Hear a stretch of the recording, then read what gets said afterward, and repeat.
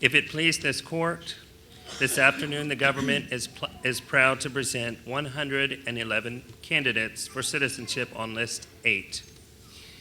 Each of the candidates for citizenship has been examined by a duly designated naturalization examiner of United States Citizenship and Immigration Services and found entitled under the law to be naturalized. Each of the candidates has the required residence and physical presence in the United States, in the state of Oklahoma, and within the jurisdiction of this court. Each of the candidates has established that during the statutory period required by the law, he or she was of good moral character, attached to the principles of our Constitution, and well disposed to the good order and happiness of the United States. Each of the candidates, unless exempt by the law, has demonstrated the ability to read, write, and speak words in ordinary usage in the English language. Each has also demonstrated his or her knowledge and understanding of the fundamentals of the history and government of the United States. Therefore, I present to you the applicants for naturalization and ask that you administer the oath of allegiance and admit to United States citizenship the applicants on List 8 and grant their respective changes of names. Thank you, Your Honor. Thank you, Mr. Grimm. Now, I would ask all of the applicants for citizenship to please stand and take the oath of allegiance to your new country. The oath will be administered by our court clerk, Mr. Robert Dennis. Would the applicants please raise your right hands and repeat after me, please. I hereby declare on oath that I absolutely and entirely renounce and abjure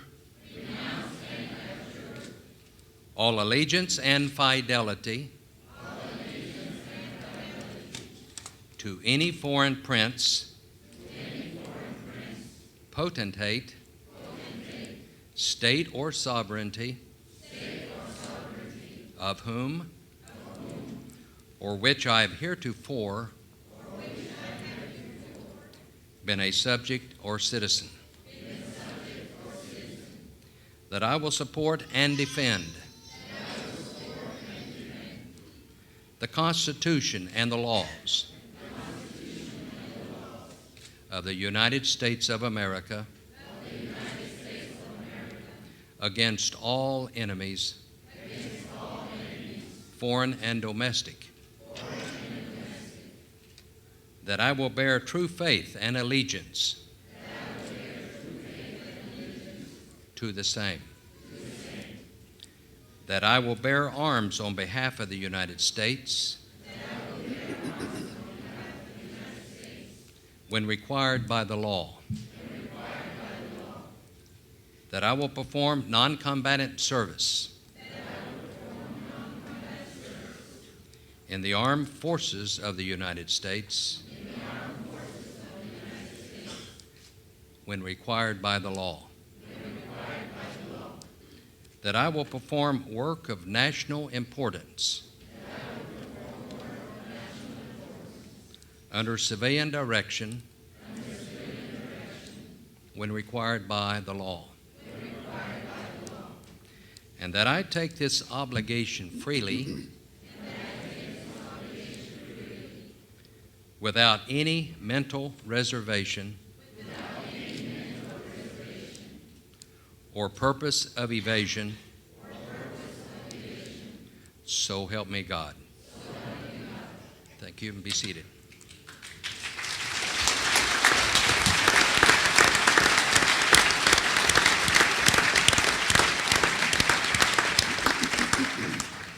Well, ladies and gentlemen, I think you preempted me a bit. I was going to suggest that our new citizens have taken their oath of allegiance.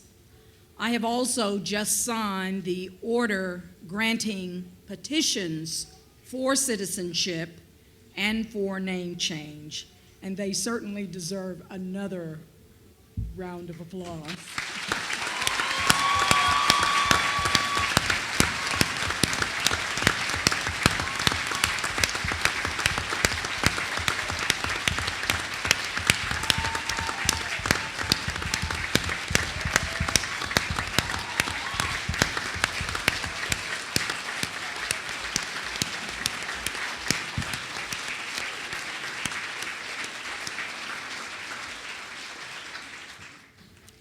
We now have a very special welcome from the President of the United States of America, President Barack Obama.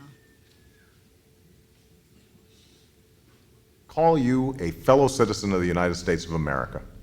This is now officially your country, your home to protect, to defend, and to serve through active and engaged citizenship. Together, we are a nation united not by any one culture or ethnicity or ideology, but by the principles of opportunity, equality, and liberty that are enshrined in our founding documents. Today marks a very special day in your life. You've traveled a long path to get here. You've sworn a solemn oath to this country and now have all the rights of citizenship. With the privilege of citizenship, though, come great responsibilities. And so I ask that you use your freedoms and your talents to contribute to the good of our nation and the world. Always remember that in America, no dream is impossible.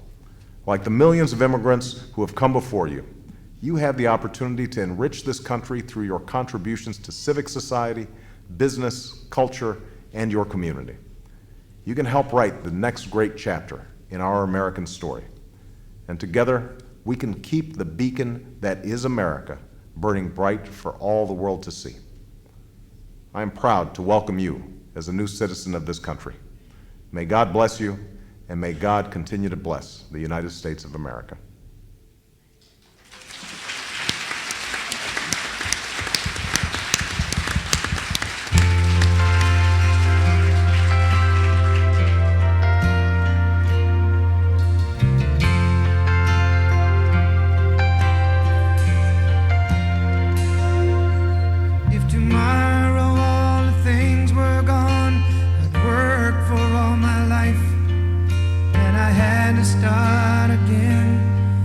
Just my children and my wife. Thank my lucky stars to be living here today, 'cause the flag still stands for freedom and they can't take that away. And I'm proud to be an American, where at least I know I'm free. And I won't forget the men who died, who gave that right to me. And I gladly stand up next to you and defend her still today, 'cause there ain't no doubt I love this land. God bless the USA.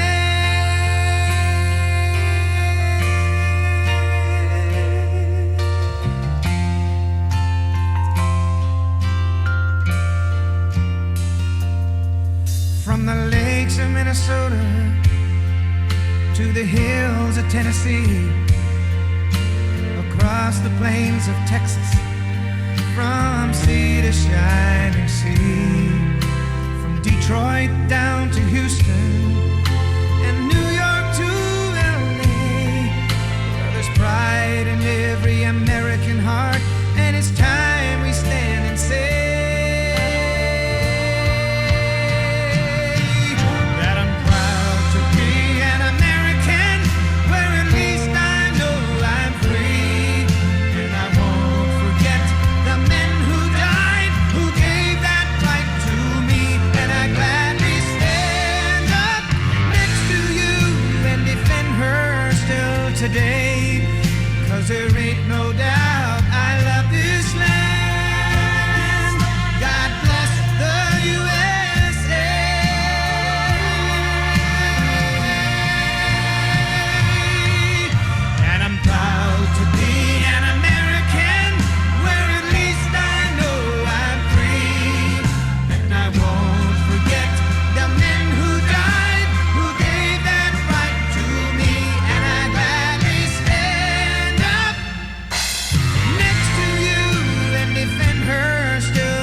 today, 'cause there ain't no doubt I love this land.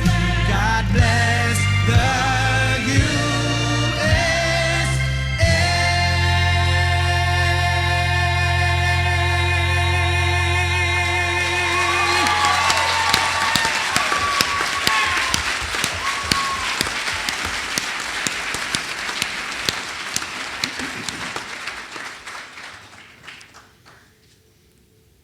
As America's newest citizens, it is certainly an honor and a distinct privilege to be among the first to greet you as a fellow American. Today is your day. It's a day of celebration of you as inspiring men and women and the remarkable journeys that have brought all of you together on this day, a day which also marks the celebration of our Constitution. I know that our being here is part of the University of Central Oklahoma's Constitution Day activities, which certainly commemorates the formation and the signing of our United States Constitution more than 223 years ago on September 17th, 1787. Recognizing all who are born in the U.S. or by naturalization have become citizens. Universities and colleges nationwide, including our beloved University of Central Oklahoma, who are hosting this activity today, have created U.S. Constitution and Citizenship Days or weeks in order to observe the occasion. As you probably know, our Constitution is one of the oldest and most revered constitutions in the world, and certainly one of the oldest constitutions on the face of planet Earth still in use. I think, and I'm sure you will agree, that it's the greatest constitution that was ever written. It affects our liberties, it affects our responsibilities as citizens and everything we do. And as new citizens, you've already learned a lot about it, I'm sure. And I'm sure that you will continue to honor and revere it. And so, in the spirit of the Constitution, we welcome you, we congratulate each and every one of you, and challenge you to fully embrace your new country, while at the same time preserving and honoring the diverse cultures which you bring with you. While we share a common allegiance, our differences and diversity enrich this country and make us stronger as people. Thank you and congratulations to each and every one of you as new citizens.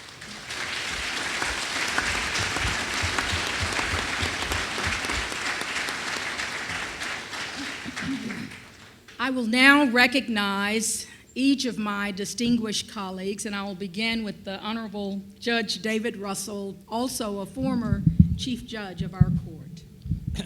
Thank you, Judge Miles LaGrange.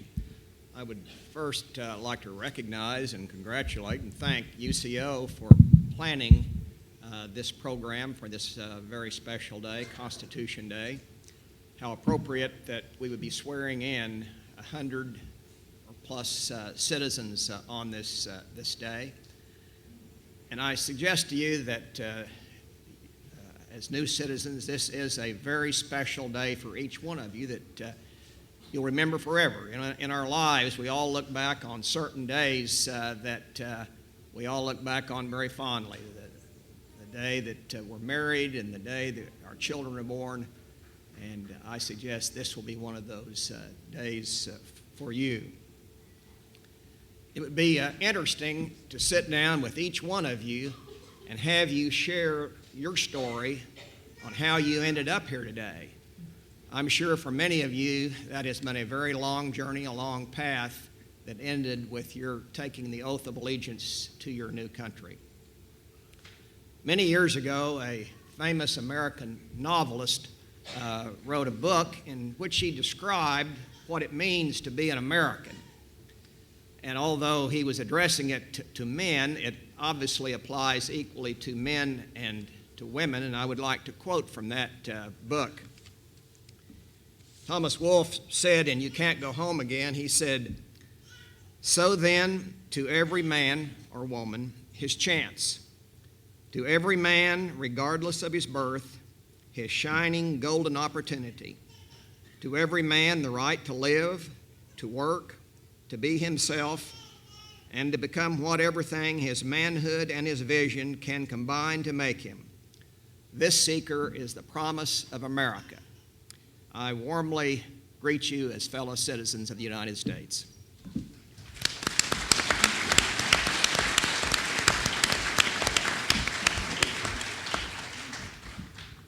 I would next call upon my colleague, the Honorable Robin Cothran. And ladies, Judge Cothran was the first woman judge in the history of the United States District Court for the Western District of Oklahoma. Judge Cothran.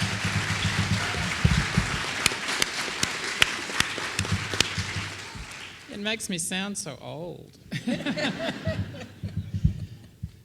I, too, want to add my words of welcome and congratulations to all of the new citizens. Also, my thanks to the UCO people who have put this wonderful event together. And I would like to add a note of thanks and appreciation to all of those friends and family members who appear here today cheering on your particular new citizen. I'm willing to bet that very few of these new citizens could have made it without you. And it's an important role in the immigration process that I don't think gets enough thanks and consideration. So congratulations to all of you as well. This is usually a long, but certainly a difficult process. You heard in the introduction of the new citizens what they are required to accomplish before they get to this point. I had the privilege of attending the Ellis Island Immigration Museum in New York City that sits in the shadow of the Statue of Liberty. If you ever get a chance to go, I encourage you to go. But I tell you this because as part of the exhibit, there was an interactive exhibit where you could see some of the questions that are administered on the test for new citizens. And the first one I answered incorrectly. So, I know how hard some of the things you've had to do are. I congratulate you on your wonderful accomplishment. I congratulate this nation on your new participation as citizens, and I congratulate all of your friends and family. Welcome.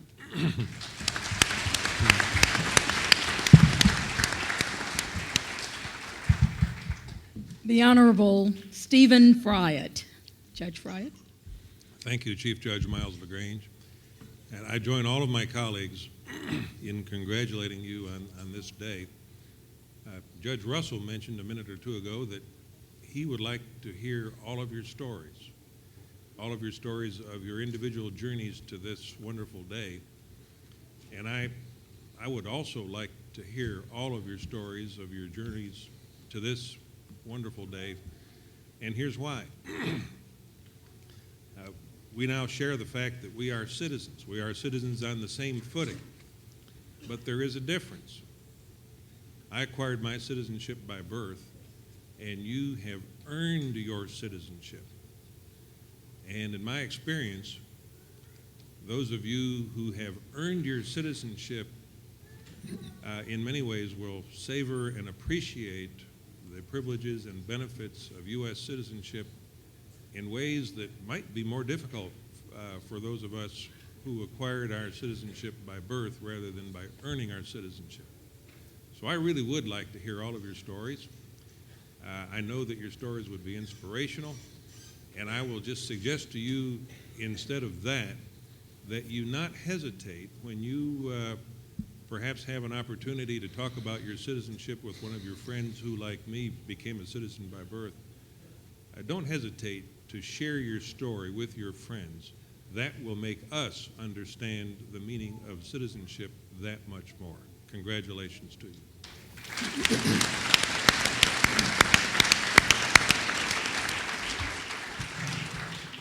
The Honorable Judge Joe Heaton. Judge?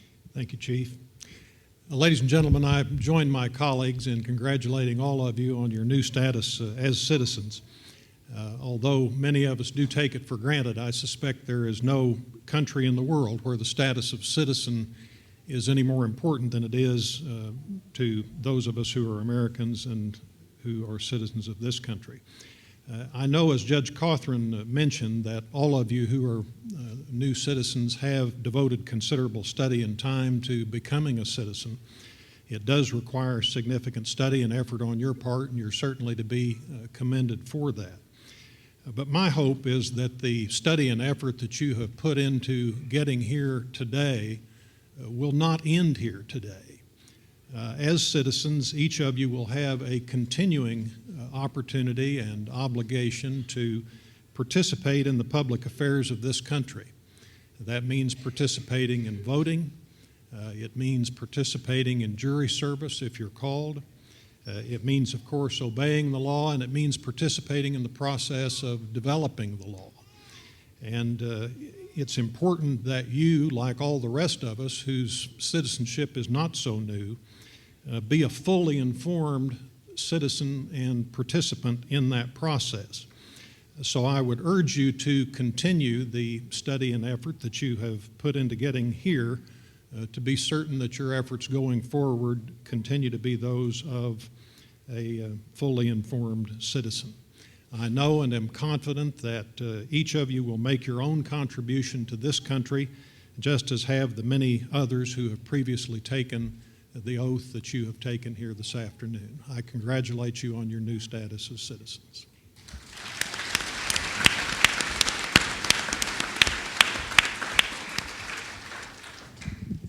The Honorable Judge Tim DeGiusti.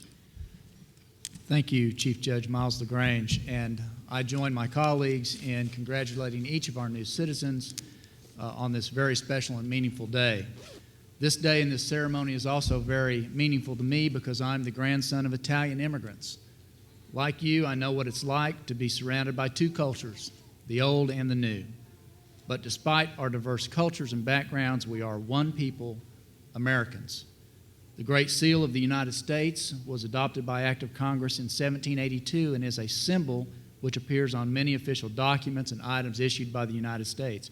You can see it on the back of a $1 bill, and it also appears on the top of your certificate of naturalization. The design of the seal was the result of the collaboration of Benjamin Franklin, John Adams, and Thomas Jefferson.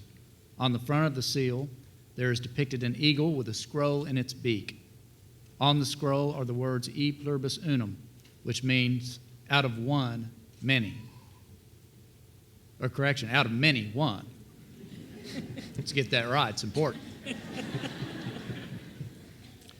Originally suggesting that out of many colonies emerged one nation, it has come to mean that out of many races, religions, and cultures has emerged a single people and nation.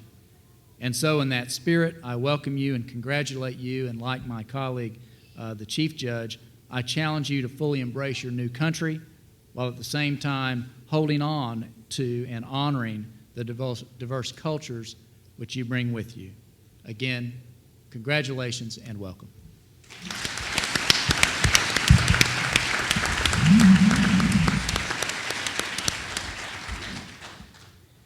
Ladies and gentlemen, it is customary during our naturalization ceremonies that we hear from either newly naturalized citizens or more old-timers of the same. We have two brief speakers today. I will introduce the first, Trung Le. And Trung Le, he was born in Vietnam and he moved to the United States in 2000 at the age of 11.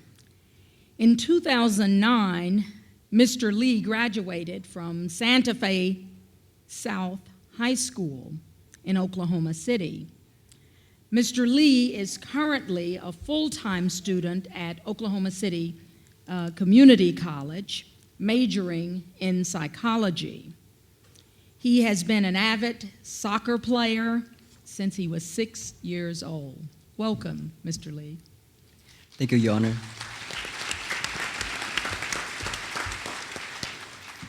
How are we doing today? Better now? Okay. Well, before I start my speech, I would like to share a little story. It's a pretty fun story.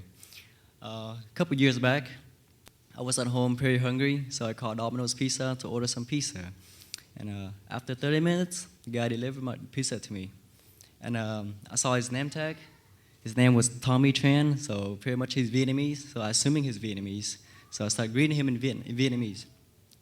And I asked him, why he's doing the business, and after he paid me, he gave me the pizza, I paid him the money, including the tips, and then he handed me his business card. It says Tommy Tran, PhD. And then that's brought up my curiosity. PhD stands for Doctor of Philosophy. That's the highest level in the field you study. So I asked him, you have a PhD degree, how come you're doing this kind of, this business? And then he laughed so hard at me, he says, PhD does not stand for what you think it is. It just stands for Pizza Home Delivery. So, it's a little short story. And I just, from there on, there's a lot of acronyms, there's a lot of things that you have to look for, you have to, research it. So avoid that. Well, my name is Chung Lee. I came to the United States in January 21st, 2000, so that make it more than 10 years. My grandpa, he used to serve during the Vietnam War. He used to be a pilot. So after the war, he became a prisoner of war and sacrificed himself in prison. That's how we gained access into the United States. And I came here with my little sister, my mom, and my dad. I still live with them right now. And I just take this opportunity to say thanks to the judge, to UCO, and to everybody here that make it here today. Because the United States given us so many opportunities and so many chances to make our lives better. And by becoming a citizens, we need to serve back, we need to give back.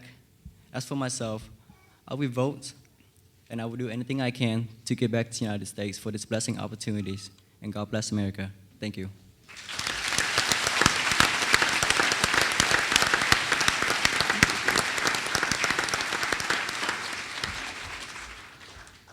Our next speaker is Natalia Riveros Jacobson. She was born in Bogota, Colombia, and moved to the United States in 1999 at the age of 16.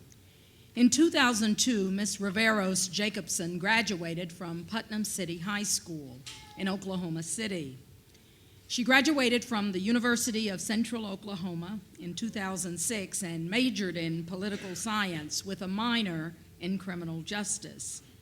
In May of 2010, she graduated from Oklahoma City University School of Law and passed her bar examination in July. Ms. Riveros Jacobson became a United States citizen in August of 2006 in our court. Ms. Riveros Jacobson. Thank you.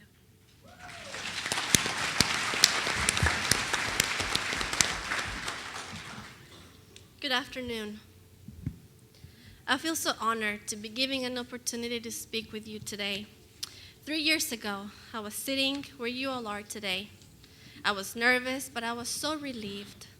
I anticipated that this ceremony would be a little more of a chore than a thrill.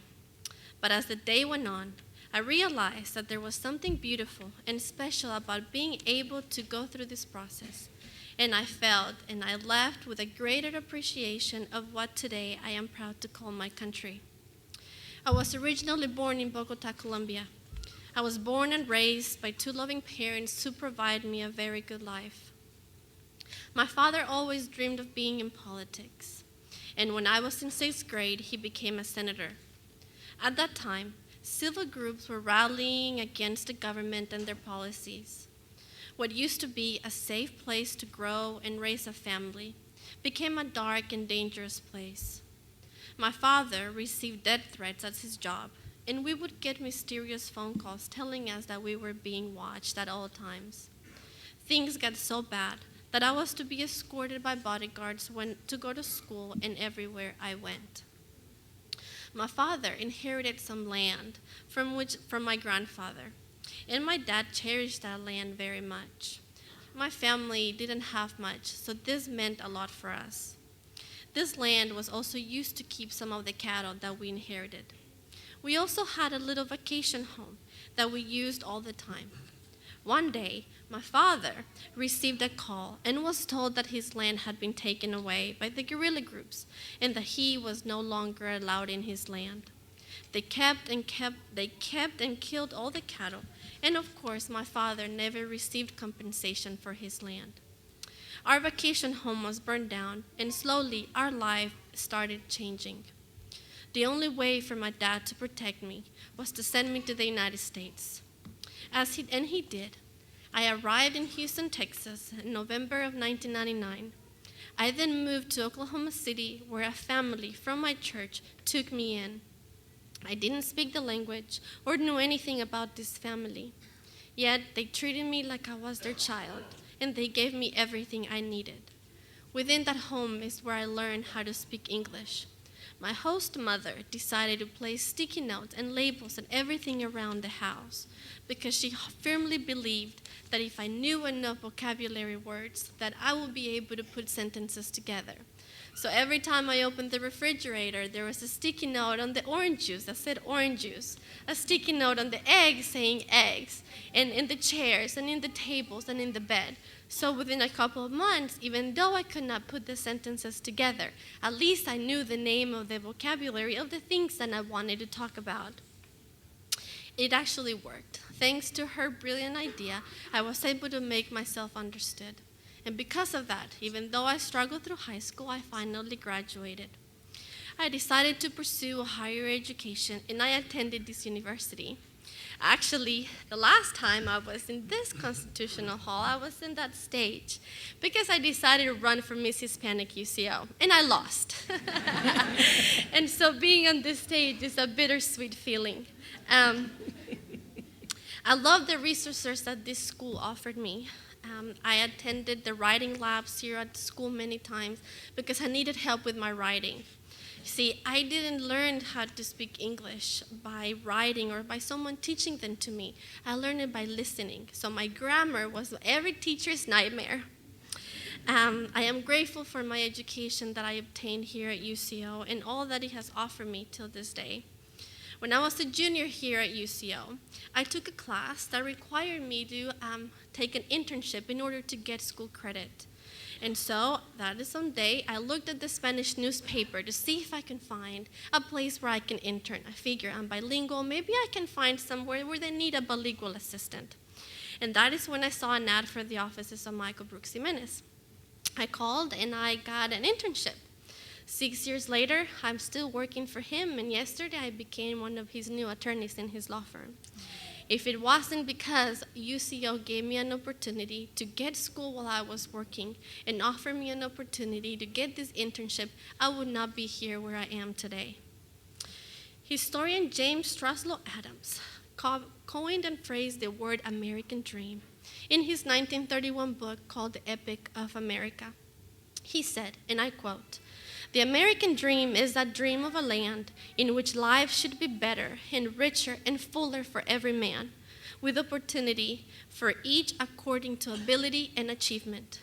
It is not a dream of motor cars or high wages merely, but a dream of social order in which each man and each woman shall be able to attain to the fullest stature of which they are innately capable, and be recognized by others for what they are, regardless of the circumstances of birth and position.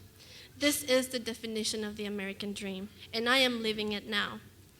Being an American citizen is self-determination in its purest form.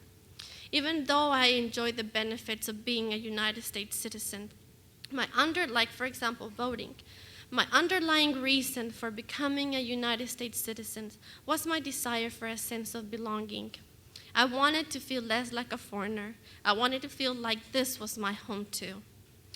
These things that have come as a second nature to millions of people who were born here have been unbelievably difficult struggles of blood, sweat, and tears for myself and many of you that were sworn in today. We have waited endlessly in towering, stuffy government buildings to endure never-ending interviews. We have waded through hundreds of pages of complex government forms. We have been fingerprinted many times, countless times. We have spent thousands of dollars on lawyers and on processing fees to have a chance of enjoying the fruits of American citizenship. Theodore Roosevelt once said, "Nothing in the world is worth having or worth doing unless it means effort, pain, and difficulty." So I say again, today I am a citizen of the United States of America. It means everything to me. I hope that we all keep working hard into making better life for us and for the lives of our families in this country. I also, and it is also my sincere desire, that we keep going forward because achieving that American dream is not easy, but I know that it will be worth it. Thank you.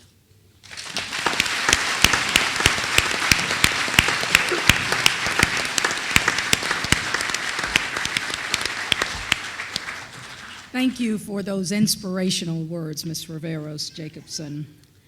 Let us welcome back Samantha Walker, and didn't she do a beautiful rendition of the national anthem? She will now sing America the Beautiful. Thank you, Ms. Walker.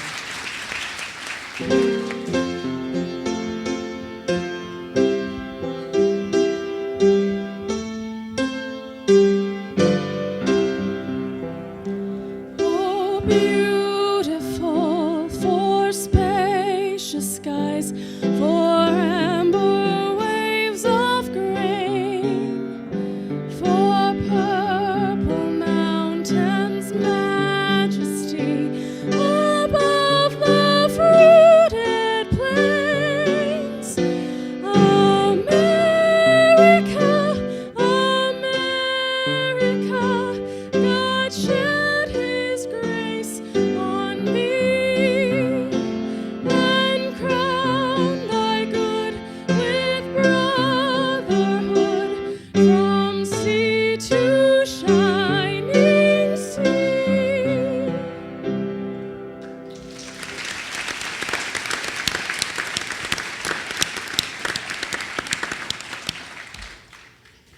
Thank you, Ms. Walker. It's also customary in our court to recognize those patriotic and other governmental organizations that have always assisted in the execution of these ceremonies. I would ask that you hold your applause until everyone has been introduced, but we appreciate first the University of Central Oklahoma for hosting this naturalization ceremony in conjunction with the campus's Constitution Day activities. Provost Dr. Bill Ratke and Vice Provost Dr. Pat LeGros. And would you just stand, and we'll hold our applause until the list is finished. Daughters of the American Revolution, the Ebenezer Fletcher Chapter, Chapter Regent Pam Tarling, Lori Wilkerson, Diane Chalkhuff, and Virginia Jimenez. And did I miss one person? Mary Merritt? Thank you. The Daughters of the American Colonist, the Oklahoma City Chapter, Linda Koch. The Citizenship and Immigration Services representatives, Mr. Mark Grimm, LaShonda Mann, Angie Lackey, Melissa Baker, and Sandra Ratliff. Representing the Social Security Administration are Debbie Sawyer Smith, Leah Jackson, and Kathy Sampson.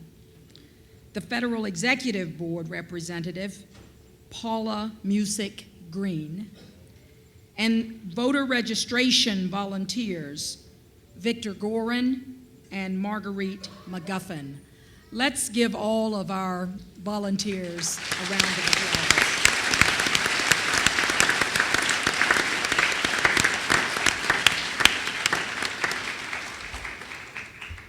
Now, as has been our tradition, I would ask that we all stand, especially including all of the new citizens, and that we pledge allegiance to your new flag, led by our court clerk, Mr. Robert Dennis. I pledge allegiance to the flag of the United States of America and to the republic for which it stands, one nation, under God, indivisible, with liberty and justice for all.